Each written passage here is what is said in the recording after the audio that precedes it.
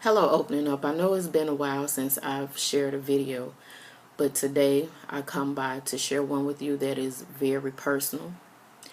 And I didn't know why the title of this group was opening up, but as I am led to share more videos and things that are going on in my life, I realized today why the title is opening up, because God is allowing me, asking me, and having me to be very open about things that I've done and some sins that I've committed.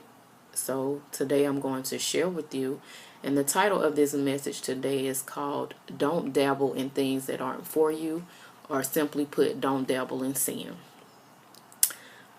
And I'm going to start off by sharing my story. I had been married for about 3 years, but we have been together a total of 13 years.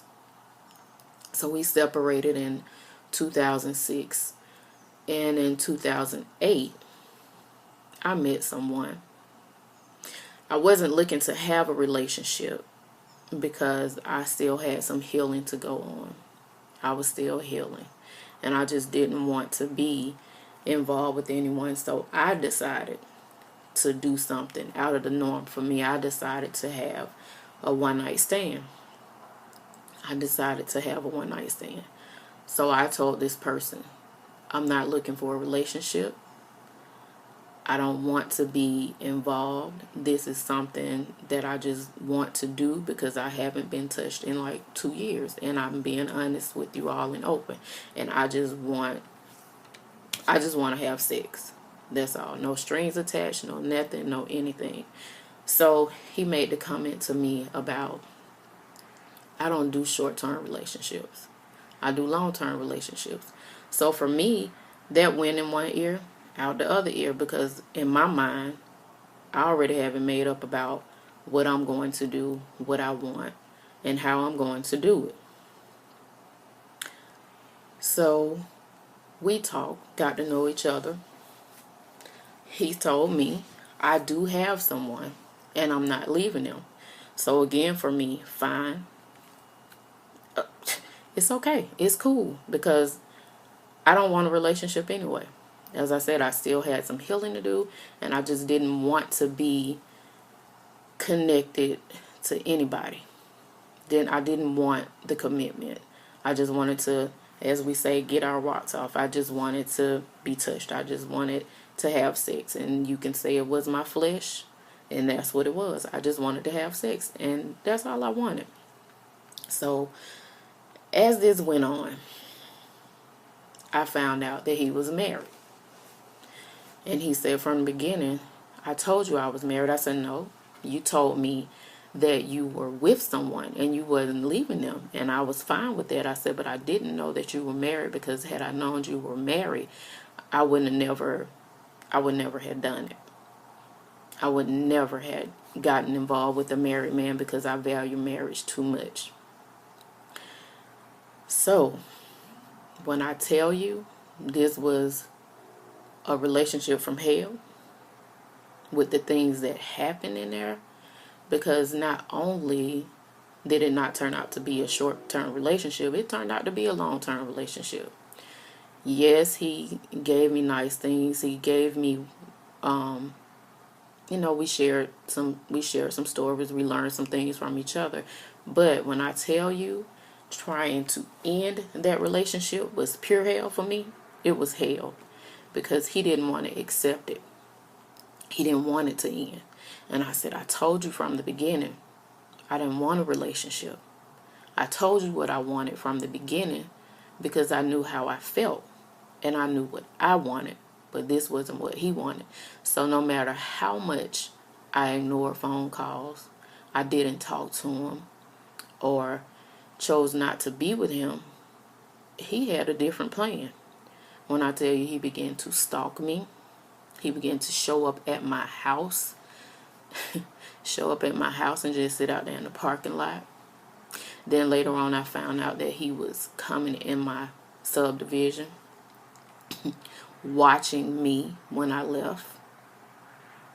And I'm like, wow. I'm like, why do you do this? And his words to me were, because I love you. And I said, no, you don't. No, you don't. You don't love me.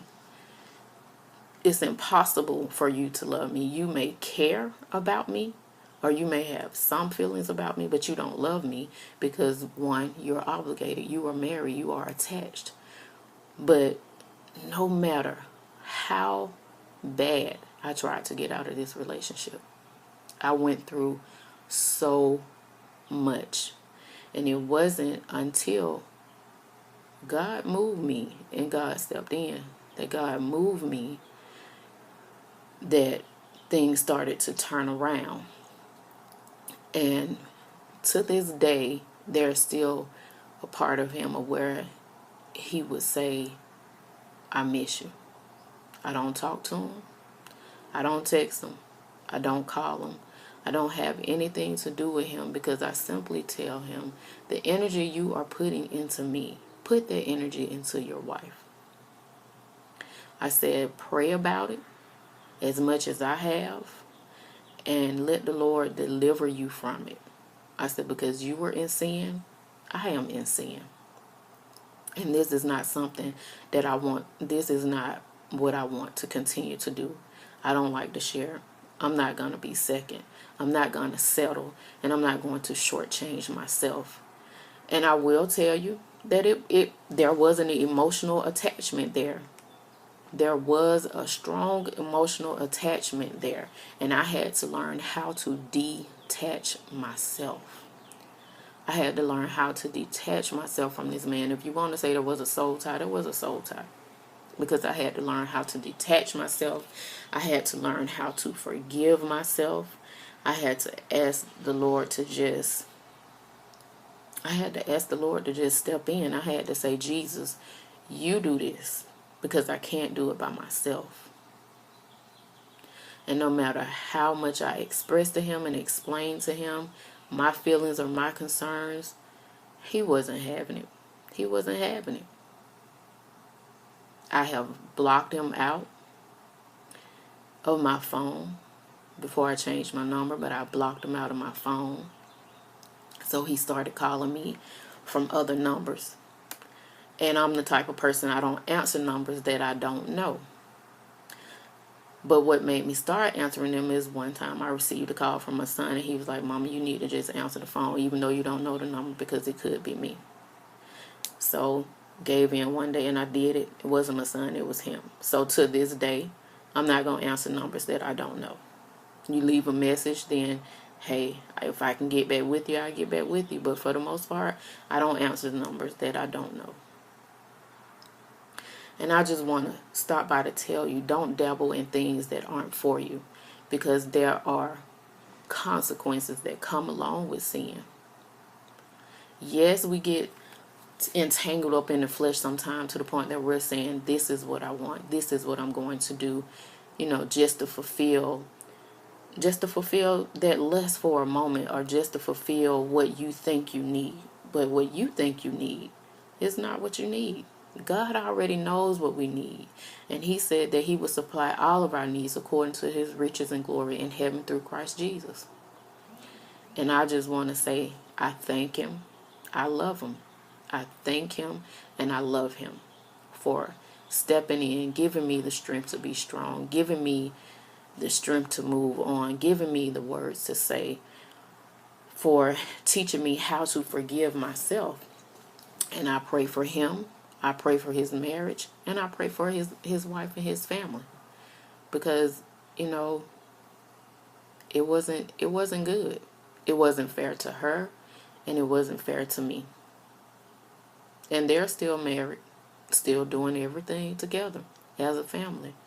And where did that leave me? Alone by myself. Did I have some sleepless nights? Yes. Did I have some crying nights? Yes. And it didn't matter that I never let him come I was never with him in my home. It didn't matter about me meeting him somewhere else at a hotel to be with him. It didn't matter. It didn't change anything, because even when I left, I still felt empty. Because on the inside, I was longing for somebody that wasn't mine. I was longing for something that wasn't mine. That sin nature in me wanted what it couldn't have. It wanted what it couldn't have. I pray that this blesses someone and that it ministers to you. And it may not be a sexual sin. It may not be, you sleeping with anyone that's married. It may not be, being you cheating. It may not be you committing adultery. It may be something else, some other sin that you have that you haven't been able to let go of, or that you need help to move past, to move past, or learn to forgive yourself for it. I stopped by to encourage you today to say, don't beat yourself up. Forgive yourself, love yourself, because God has already forgiven you. Move on, accept it, no matter what people say, no matter, what people think about you. As long as you have forgiven yourself, you can hold your head up high. You can walk and you are free. And you have the victory because you have overcome. You are no longer bound up with that one thing that had you in bondage. And I just want to say I love you. I thank you all for your likes, your shares, your comment, good or bad. I thank you for them. I'm just doing what I am led to do. And this group is called Opening Up. And I am opening up, and I know this message is for someone. I thank you. Have a beautiful day.